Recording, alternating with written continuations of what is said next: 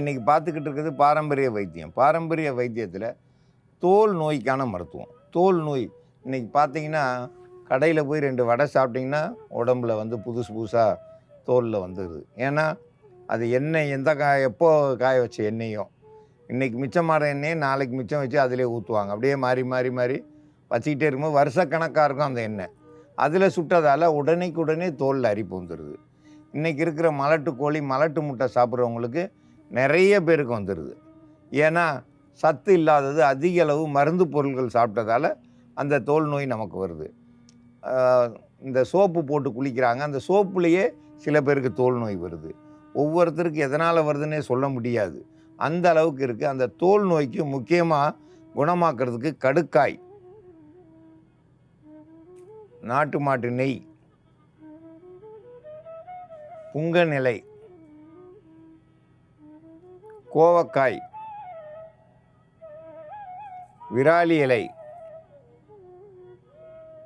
அன்னாச்சி பூ,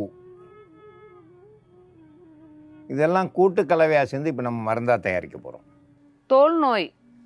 தோல் நோய் வர்றதுக்கு நிறைய காரணங்கள் இருக்குது. முதல்ல வந்து மலச்சிக்கல் இருந்ததுனாலுமே அவங்களுக்கு உடம்புல துர்நாற்றங்கள் அதிகமாக வரும், வாய்ப்புண் வரும், குடல் புண் வரும். அதுக்கப்புறமா தான் வந்து அவங்களுக்கு அந்த ஸ்கின்ல அங்கங்கே வட்ட வட்டமாக அரிப்பு வரும். சில பேருக்கு வியர்க்குரு மாதிரி வரும். அந்த இடத்துல சொரிஞ்சாங்கனாக்கா அரிப்பு அதிகமாகிடுச்சுன்னா சொரிஞ்சால் தண்ணி பட்ட இடமெல்லாம் வந்து பெரிய பெரிய பொக்குளமாக வட்ட வட்டமாக வந்துடும். அது ஆரம்ப நிலையில் அந்த மாதிரி இருக்கிறத அவங்க கவனித்து பார்த்து அந்த மருந்துகள் போட்டு கண்ட எண்ணெயில் வறுத்தது பொரித்தது சாப்பிட்றது, மலட்டு கோழி மலட்டு முட்டை சாப்பிட்றத தவிர்த்துட்டு அவங்க உணவு எப்பவும் போல் அதிகமாக அந்த அரிப்பு வந்துருச்சுனாவேவும் அவங்களுக்கு ரத்தத்தில் வந்து கிருமிகள் கூடிருச்சு அப்படின்னு சொல்லி புரிஞ்சுக்கலாம். ஆரம்ப நிலையிலேயே அதை வந்து தடுத்துட்டாங்கனாக்கா திரும்ப வராது. மலச்சிக்கல் இல்லாமல் பார்த்துக்கிறணும். கரப்பான் பொருள்கள் அப்படின்னாக்கா கத்தரிக்காய், பூசணிக்காய், காராமணி என்ற தட்டைப்பயிறு, கருவாடு, மீன் அந்த மாதிரி சாப்பிட்றதெல்லாம் தவிர்த்துட்டாங்கனாக்கா அவங்களுக்கு அந்த தோல் நோய் வந்து மாறிடும். அதுக்கப்புறமா வராமல் மலச்சிக்கல் இல்லாமல் பார்த்துக்கோங்க. மாமிச உணவுகள் வந்து தோல் நோய் உள்ளவங்க அறவே தொடவே கூடாது. அப்படி தொட்டிங்கன்னா அதிக அரிப்பு இருக்கும், பொலன்னு சொல்லிட்டு உடம்புல மீன் செதில்கள் மாதிரி உதிரும்.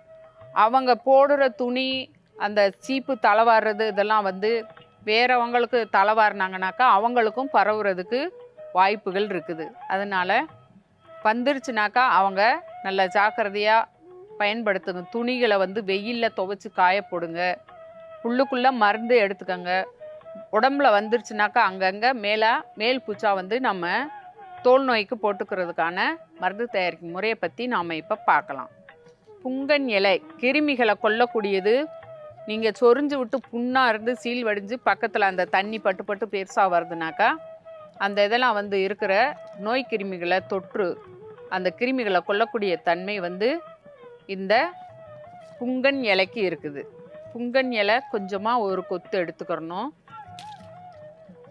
விராலி இலை நரம்பு முதல் கொண்டு சொரிஞ்சு புண்ணு வர்ற அளவுக்கு போகும்.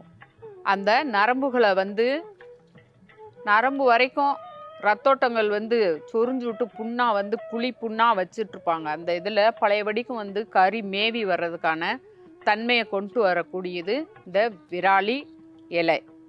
இது கூட்டு மருந்தாக எடுத்துக்கிறப்போ அந்த புண்ணை வந்து பள்ளங்கள் மேவி சதை பழையபடிக்கும் மேவிடும். விராலி இலை வந்து ஒரு கொத்து எடுத்துக்கிறணும். புங்கன் இலை ஒரு கொத்து எடுத்துக்கிறணும்.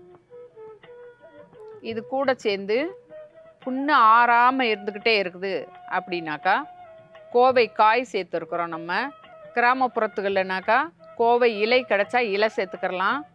நகர்ப்புறத்தில் வந்து கிடைக்கல அப்படின்ற பட்சத்தில் கோவை காயை நீங்கள் கூட சேர்த்து அரைச்சிக்கிட்டிங்கனாலும் அதுவும் வந்து உங்களுக்கு அந்த கிருமிகளை கொல்லக்கூடிய தன்மை கொண்டு வரும். சர்க்கரை புண்ணாக இருந்துச்சுனாக்கா அதையும் மேல் பூச்சா கூட்டு மருந்தோடு நம்ம போடும்போது சீக்கிரமாக புண்ணு ஆறுறதுக்கு வழிவகை செய்யும். இது 3 கூட்டு கலவையாக கொஞ்சமாக தண்ணி விட்டு நல்லா அரைச்சி கூழாக எடுத்து வச்சுருக்குறோம். கோவைக்காய், புங்கன் இலை, விராலி இலை 3 அரைச்ச கூழாக எடுத்து வச்சுருக்குறோம். கடுக்காய் தோலின் நிறத்தை பழைய நிறத்துக்கு கொண்டு வரக்கூடியது, நச்சு கிருமிகளை கொல்லக்கூடியது, துவர்ப்பு தன்மை உள்ளது. இந்த கடுக்காய் வந்து புண்ணு எந்த அளவுக்கு பெருசாக இருக்கோ அதுக்கு ஏற்ற மாதிரி நம்ம பொடி வந்து கூட சேர்த்துக்கரலாம். கடுக்காய் பொடி கூட சேர்த்துக்கரலாம். கடுக்காய் பொடி ஒரு 1/4 ஸ்பூன் அளவுக்கு கூட எடுத்துக்கிட்டோம். அன்னாச்சி பூ அழுக்குகளை வெளியேற்றுற அந்த புலன்னு உதிர்ந்துக்கிட்டு இருக்க மீன் செதில்கள் மாதிரி இருக்கிறதெல்லாம் வந்து அந்த தன்மை பழைய வடிக்கும் வடு மாதிரி படியாமல் அந்த தன்மையை கொண்டு வர்றது, தோலில் வந்து மென்மை நிறத்தை கொண்டு வரக்கூடிய தன்மை வந்து இந்த அன்னாச்சி பூவுக்கு இருக்குது. தோலின் நிறத்தை பழைய நிறத்தை கொண்டு வரும். அதனால் ஒரு பூ எடுத்துக்கலாம், பொடியாக கூட சேர்த்துக்கரலாம். நம்ம அன்னாச்சி பூ ஒரு 2 சிட்டிகை அளவுக்கு கூட சேர்த்துக்கணும். அன்னாச்சி பூ பொடி. நாட்டு மாட்டு நெய் சொரிஞ்சு விட்டு அந்த இடத்துல அரிப்பு, வலி, வீக்கம் இதெல்லாம் இருந்துகிட்ருக்கும். புண்ணு ஆறாமல் இருந்துக்கிட்டு இருக்கிறத சீக்கிரமாக ஆற்றக்கூடிய தன்மை வந்து நாட்டு மாட்டு நெய்க்கு இருக்குது. போட்ட உடனேயும் நல்ல குழுன்னு இருக்கும். எரிச்சல், வலியெல்லாம் போக்கக்கூடிய தன்மை வந்து இந்த நாட்டு மாட்டு நெய்க்கு இருக்குது. கூட சேர்த்துக்கரலாம்.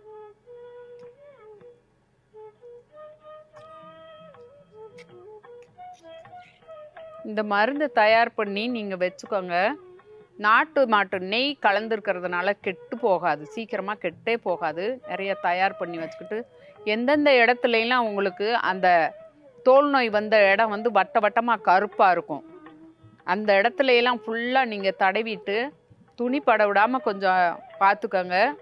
காலையில் வந்து வெந்நீர் வச்சு, சோப்பு அந்த மாதிரி எதுவும் போடாமல் வெறும் இலை வெந்நீர் வச்சு கழுவிட்டே வந்தீங்கன்னாக்கா உங்களுக்கு தோல் நோயை வந்து சீக்கிரமாக குணப்படுத்தலாம். தோல் நோய் குணமாக, தோல் நோய்க்கு வந்து கடுக்காய் சேர்த்துருக்கோம், விராலி இலை சேர்த்துருக்கோம், நாட்டு மாட்டு நெய், புங்கன் இலை, கோவக்காய், அன்னாச்சி பூ இதெல்லாம் கூட்டு கலவையாக சேர்ந்து மருந்து அரைச்சி எடுத்துருக்கோம். இதை வந்து தோல் நோய் உள்ள இடம் முழுதும் தடவி அன்னைக்கு ஒரு நாள் முழுதும் விட்டு மறுநாள் கூட குளிக்கலாம், தவறே கிடையாது. தேய்ச்சோம்னா அரிப்பு குறைஞ்சிரும், உடனே குறையும் அரிப்பு.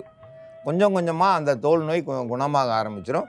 உணவுகள் வந்து இயற்கையில் விளைஞ்ச உணவுகள் சாப்பிட்டிங்கன்னா ரொம்ப சீக்கிரமாக குணமாகும். தோல் நோய் குணமாகிறதுக்கு இது ஒரு சிறந்த மருந்து. இந்த மருந்தை பயன்படுத்தி பயன்பெற வேண்டும் என்று கேட்டுக்கொள்கிறேன்.